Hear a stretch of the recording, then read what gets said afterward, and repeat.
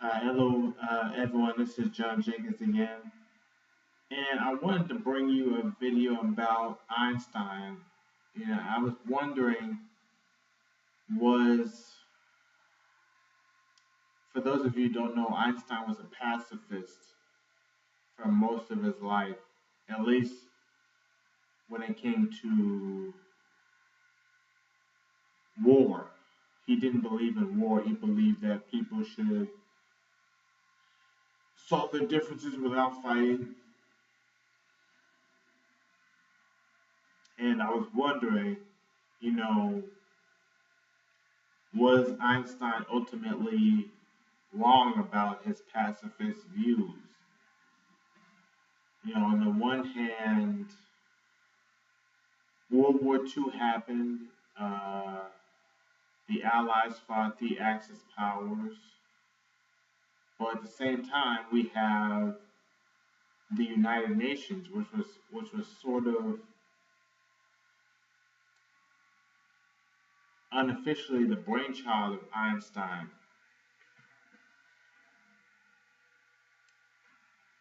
He was very adamant about his pacifist views, and people were respecting him because of his intelligence. So the question is, who was right? You know, are the warmongers, are they correct in stating that we have to have standing militaries, global uh, military operations? We need to have a stockpile of nuclear weapons. We need to prevent certain countries from developing nuclear weapons. Is that the truth, or uh, is is Einstein more correct that we need to disarm countries, or we need to disarm ourselves, most importantly, but also we need to disarm other countries? And because of all of the heroic sentiments surrounding World War II, and all of our brave boys over there who went over there to Normandy, to Italy, to North Africa, and who fought, the good fight. It would be it would be extremely easy to say, well, of course we need a global military, a standing military. Of course, pacifism doesn't work. Of course, you need to have somebody there to fight the bad guys. But that there are two main assumptions wrong. There are two main problems with that assumption. Uh, there are two main problems with the assumption that Einstein's pacifism was wrong. And the first reason why that assumption uh, would be incorrect is that the majority of people in society do not have do not have respect, or do not show respect or trust or honor towards military soldiers, people in uniform. And what that comes down to is that whether you have a liberal, more of a hippie type person who is like, make peace, not love, whether you have that person, or even if you have a war hawk, uh,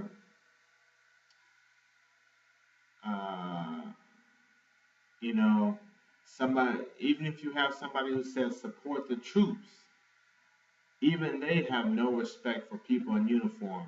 Whether it was George W. Bush in the White House, or Bill Clinton or Barack Obama or whoever, uh, the VA is always very disrespectful towards soldiers, regardless of the administration, and they don't help the soldiers. They don't want to have anything to do with the soldiers, and the majority of people and the majority of American citizens and the people in office, the political leaders, allow it to happen. Why? Because the majority of people do not trust, honor, or respect people in uniform. Well, why is that? Well, people do not trust. People do not trust, honor, or respect somebody who is willing to kill somebody else for money. And you know, this is a part of our identity as human beings. We don't respect somebody who is willing to kill on command for for gain. You know we believe that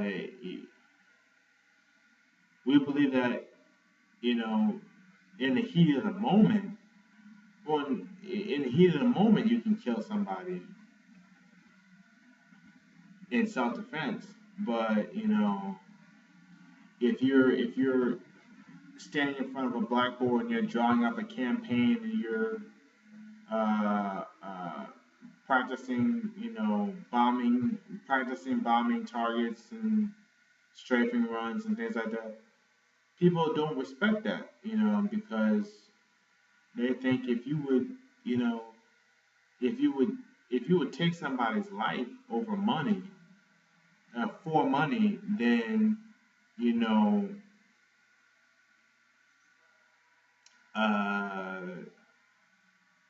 there's no telling what you would do, and it also, you know, it doesn't help that soldiers work for very little pay, and or they do what they do for the promise of a shiny new medal, uh, maybe a Purple Heart or a Knight's Cross or something like that. Medal of Honor, that's a popular one. You know, it doesn't help that soldiers do what they do for little pay and a trinket and a pat on the back. You know, that makes the majority of people uh, uh, that makes the majority of people dislike them and not honor them even more, because it's saying, why would you goose step or uh, hurt somebody else over something so trivial? And full disclaimer, I applied for the military when I was in college, and the reason why I did that was because I could not afford to pay for college, and I wanted to use the GI Bill to pay my tuition. But yeah, if I had been accepted by the military, I would have been killing people for a living, you know. And in our society, we're supposed to pretend that killing people in war isn't really killing people. It's only if you kill people for a pair of Air Jordans, that's the only real killing. But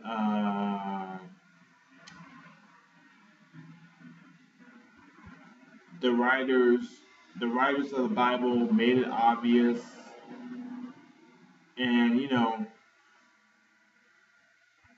modern Christians try to obfuscate or fabricate what the Bible says, but you know,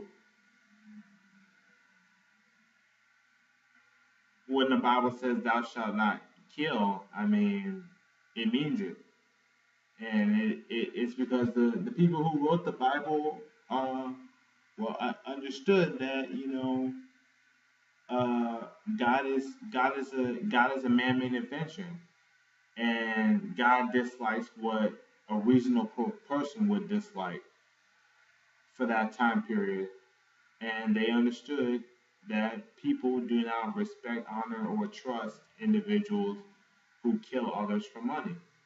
And the second reason why it's not a good idea to assume that Einstein was wrong in his pacifism was that uh,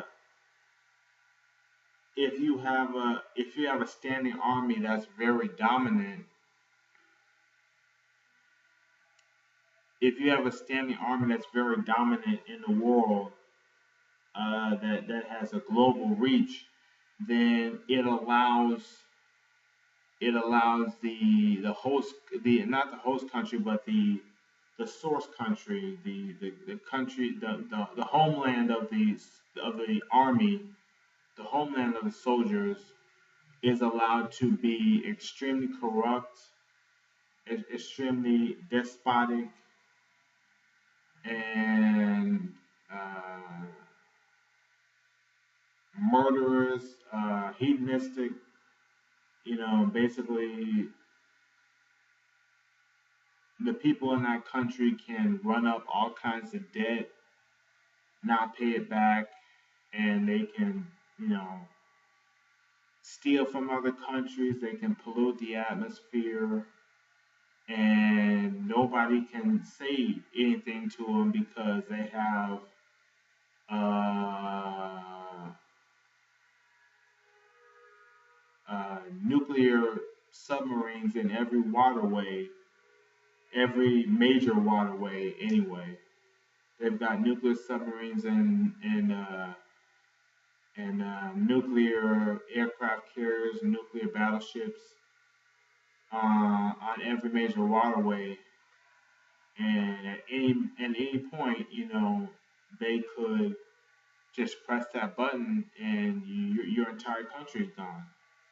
You know, and it helps obviously if that country has demonstrated in the past that it is willing to use a nuke, even on a large civilian population.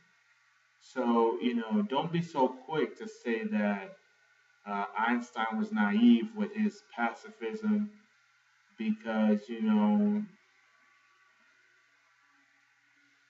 people who have power, people who have power, economic and social power, they can sometimes create a false narrative that is held up by their economic currency, that is held up by the force of their will.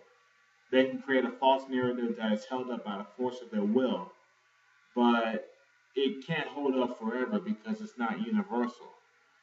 So eventually, their human arms are going to get tired of holding up that false paradigm, and they're going to have to drop that paradigm, or the veil will be lifted ever so slightly, and people will be able to see through it. Um, but yeah, let me know what you think. Is pacifism a good option? Um, or is military might the only way? Because you could argue either way. Either one could lead to more wars, more economic turmoil. You know, yeah. So and have a nice day and enjoy what's left of the good weather we have out here today. All right, bye.